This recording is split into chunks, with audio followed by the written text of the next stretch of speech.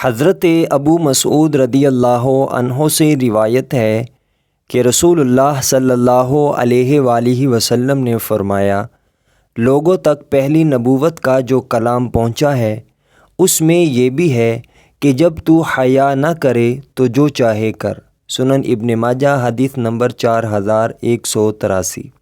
حضرت ابو کبشہ رضی اللہ عنہ سے روایت ہے کہ رسول اللہ صلی اللہ علیہ وآلہ وسلم نے فرمایا، اس امت کی مثال 4 افراد جیسی ہے۔ ایک آدمی کو اللہ نے مال اور علم سے نوازا، وہ اپنے مال میں علم کے مطابق عمل کرتا ہے اور اسے جائز مقام پر خرچ کرتا ہے۔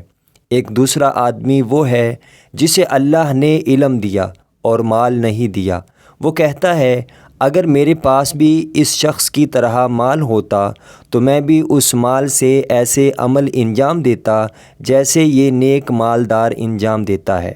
رسول اللہ صلی اللہ علیہ وآلہ وسلم نے فرمایا، ثواب میں یہ دونوں برابر ہیں۔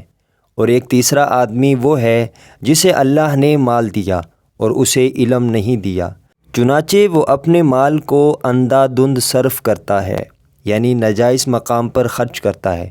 اور ایک چوتھا آدمی وہ ہے جسے اللہ نے نہ علم دیا نہ مال دیا، وہ کہتا ہے اگر میرے پاس اس برے مالدار شخص کی طرح مال ہوتا تو میں بھی اس مال سے ایسے کام کرتا جیسے یہ برا مالدار کرتا ہے۔ رسول اللہ صلی اللہ علیہ وآلہ وسلم نے فرمایا، یہ دونوں یعنی تیسرا اور چوتھا دونوں گناہ میں برابر ہیں۔ سنن ابن ماجہ حدیث نمبر 4228۔